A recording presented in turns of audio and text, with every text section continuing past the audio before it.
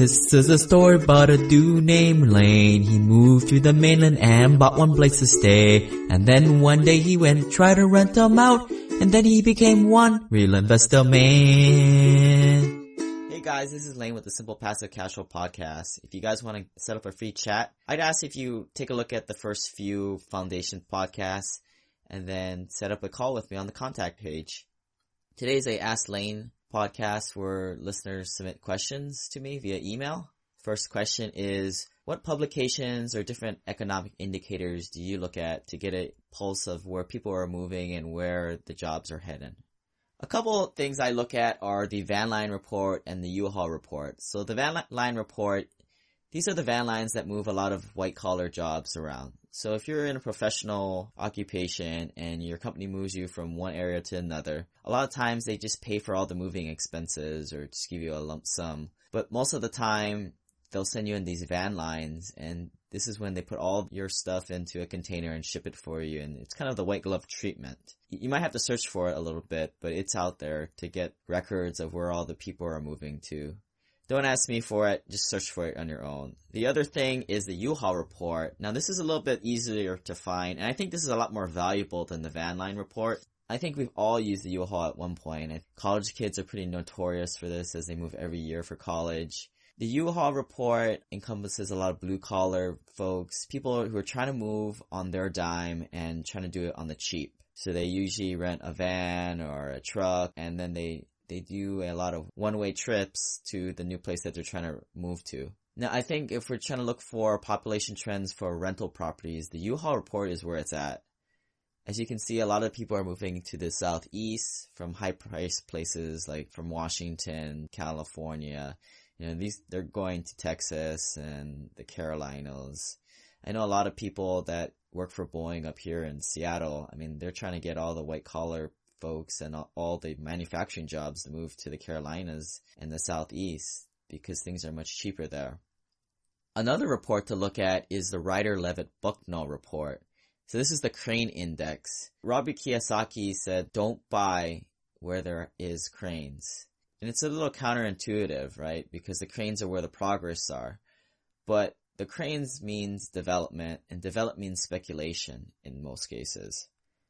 I think Seattle has about 3 times as much cranes as New York City right now because of all the tech influx from San Francisco. And as much as I think Seattle's a strong market, I wouldn't be really investing here because once again, I'm looking for passive cash flow, not looking for explosive appreciation because I want something I can count on and something that's a little more conservative. So this Ryder-Levitt-Bucknell report, or RLB report, has an index of where all the cranes are, and if you just Google search that, you can kind of get a little heat map where all these cranes are, and you can see they're all in the typical primary markets. Not being one of the big boys in investing quite yet, aka the accredited investor in the eyes of the SEC, it's tough to find good options for investing. But then I started investing in the American Homeowner Preservation Fund, or AHP Fund, which is crowdfunding the mortgage crisis in America. The fund collaborates with existing homeowners to keep them in their homes. It's a way to make great returns while feeling good about making a social impact. After investing myself in the fund, it was awesome when they approached me to become an advertiser of the company. You can start investing with as little as $100, and if you want the free Burn Zone book, please send me an email to lane@simplepassivecashflow.com. Next question is, similar to how there are turnkey providers for single-family homes, is there anything similar for multifamily, or are there turnkey apartments? The answer is no, flat out no. And there's a lot of rehabbers out there that'll pick up wholesale properties and create it into a rental property for a turnkey rental. But there's not really anything like this for multifamily apartments. I mean, there's a lot of multifamily investments out there that I come across. I mean, I look at probably like 40 to 50 properties a month. And a lot of these properties just don't make any sense. I mean, you know, for example, property that was bought for $6 million from an unsophisticated buyer, I underwrite that as being about $3.5 million. A few mistakes that I see a lot of people making is that they go to the pro forma section in the offering memorandum on all these commercial properties, and they look at this 1 to 5 year, 10-year projection, And quite frankly, that's just pretty much garbage right there. There's really no way you're going to hit those pro forma numbers. Don't buy off pro forma, buy off actuals. Another trick that these brokers like to do is, they'll have the market rents like way, way higher than the actual rents. And if you're seeing anything more than a 10% bump in 5 years, I mean, that's just really, really hard to get. I mean, you're going to need to have severely under market rents for you to make that big of a jump. And even if you do, your vacancy is going to go up probably about 20-30% to make that increase in rents. I mean, just think about it. If you're renting for $500 a month and then your landlord wants to bump you up a good amount, I mean, there's going to be a lot of people just balking from the situation, wanting to get out. So there are no turnkey apartments that you can do yourself. However, there are syndications where you can come in as a passive investor and take advantage of the bigger returns that are gotten with the economies of scale and the project. So that's pretty much as close as you can get to turnkey. I mean, that requires you to vet the lead investor and to do your due diligence on the investment. But that form of investing has a good way of achieving scale. And that's what I recommend to a lot of people who have a lot of money and are short on time. And it doesn't really make sense for them to screw around with little $50,000, $60,000, $80,000 single family homes. Next question is, with it being a seller's market and things are so overpriced, should I just wait for something to happen, like a recession, to buy in? Now, I think of this as a big negative mindset.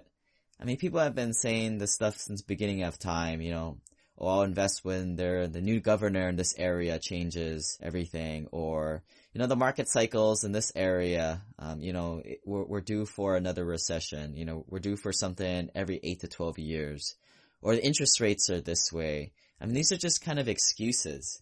Investors know that they always make money when they first purchase the investment, and this protects against the downside. Now, if you want to play it safe and wait for things to come down, I mean, just make sure that you're cool working until you're 65 years old.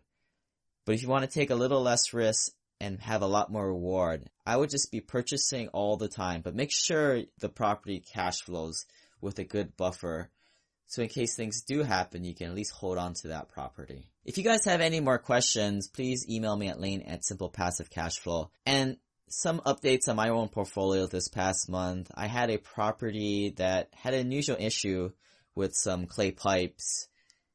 Clay is an older material that got put in a lot of these properties. These are the pipes that lead from the house out to the street to the city's infrastructure. I am an engineer, so I know a little bit about this stuff. You'll see it in sidewalks where the trees in the roots will come under the sidewalk and kind of push the sidewalk panels up. And the same thing that's happening this one particular house where the tree roots were growing into the clay pipes. And this makes total sense because the roots are looking for water, and where's the water? In the pipes. So I don't know when it happened, but modern day pipes are PVC and clay just doesn't cut it anymore, exactly for these reasons. I think I paid about $2,500 to get a backhoe out there and to clean out the existing roots. Sure enough, there are roots. You can TV the line. That's taking a little camera down the pipe and verifying that it's indeed roots is their problem. But that TV rental for that little camera costs a lot of money. I mean, do you want to spend $200-$300 and verify that that's a problem, or do you just want to save that money and just go get it done? Yeah, there's a small chance that you may not have a root problem, but it's a small chance to take when all signs point to that. I guess when you guys are buying houses, a thought that may cross your mind is, hey, I just need to figure out if there's clay pipes and if there's roots there. I think that's a nitty-gritty thing. I mean, it just comes with the territory of the investment. I mean, it's just a small risk out there.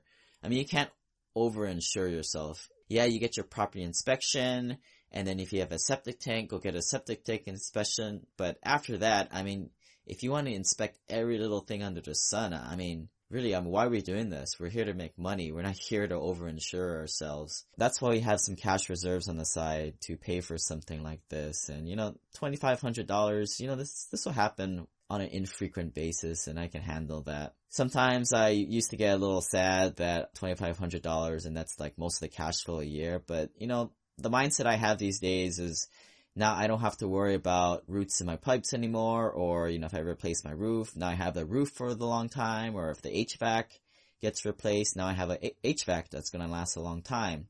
Unlike the stock market where you can lose $2,500 or even 10 grand in a day, at least with the stuff in real estate, you have some tangible asset that has value.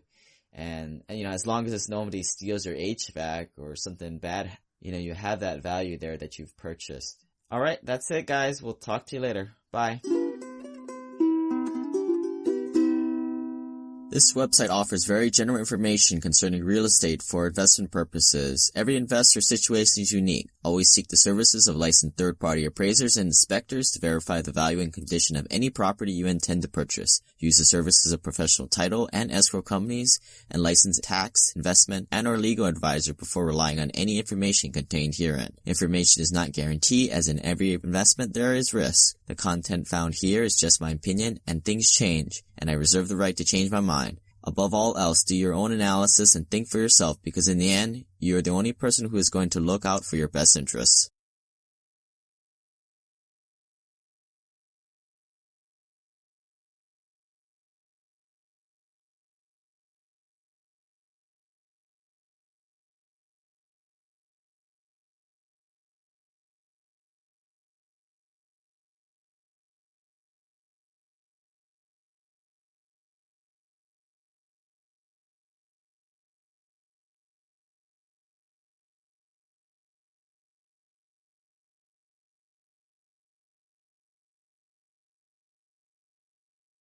Get ready to be mind blown.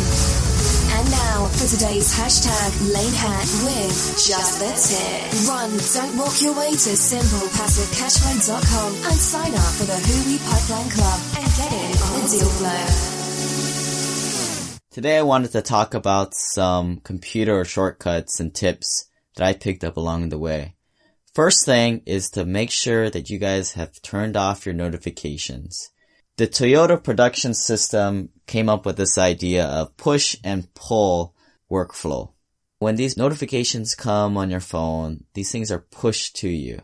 What you want to do is to set up your notifications so that you're pulling them. For example, you go into your email when you have time to check your email and you pull them, as opposed to stuff cramming in your face. So if you're one of those people who's got that little annoying thing on the bottom right hand corner whenever you got an email, you need to turn that off, because despite what you think, it's getting in your way and it's distracting you. Next thing, if you're one of those people who gets really preoccupied, constantly checking Facebook or doing something else on their computer, consider using the full screen mode to hide other things that may tempt you to procrastinate and to do something else. The next tip is to use the Control T and F function, in addition to the Control C and Control V and Control X. So the X, C, and V options are obviously cut, paste, and copy. Now if you're someone who goes up to the edit and press paste, copy, you guys are just wasting your time. You guys need to get used to these shortcuts. When you're in your Internet Explorer or your Chrome or your Firefox, use the Control T to pull up a new tab to start the next browsing session. And you can also use the Control F to find whatever you're looking for in the web page or document. Now get creative with this. If you're looking for a certain item, you even use numbers, or you can even use certain words to guide you through quickly reading through a document. The next tip is a Pandaromo. Now you can Google what exactly this is, but as you're working throughout the day, it's been found that you can't really work continuously for 8 hours. That's why we take breaks. But some dude out there did the study where the optimal time is to use this 20-minute timer with a 5 to 10 minute break.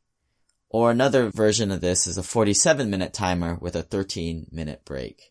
The idea is you're working in sprints as opposed to the cross-country runner method. Go to kit.com/simplepassivecashflow for a timer that I use. And there's other cool productivity tools on that website too. Again, that's kit.com/simplepassivecashflow. One thing I've been doing with this timer is I put it on the top of my cell phone for 20 minutes. What I've noticed is that I have this habit or addiction, if you call it, to reach over and just play with my phone and do something. So at least with this timer on top of my phone, it reminds me that I need to do what I need to do. And hey, it's only 20 minutes, so it gives me an incentive just to buckle down because I can do anything for 20 minutes. We talk a lot about syndications on this podcast, and most of the time, these offers are only for those with an accredited status per the rules of the SEC. Now sponsoring the Simple Passive Cash Flow podcast is the American Homeowner Preservation Fund, a crowdfunding solution to the mortgage crisis in America, empowering investors to fund the purchase of distressed mortgages. The AHP fund aims to keep people in their homes by investing in notes. It's an opportunity to earn returns while feeling good about making positive social impact. You can start investing with as little $100. You can learn more at investinahp.com, and if you want the free Burn Zone book, please send me an email at lane@simplepassivecashflow.com. Next thing is email. Now, email is a very archaic system these days. I mean, look at most people. They have thousands and thousands of unread email. And unfortunately, even if you're very good at email and get a lot of things done, you follow the GTD methodology, you have to deal with these people at some point. Now, it's been said that if you have to email someone, you're not close enough to them. Other options are Facebook Messenger, chat. I think the thing about email that I don't like is you always have to put the subject line that I don't really think people really read. And another thing, it just gets put on top of the pile. The next tip comes from Tim Ferriss, where he says to check your email only a few times a day. You know, working at my job, I find that some days I get sick and I come back to the work the next day to all these email messages.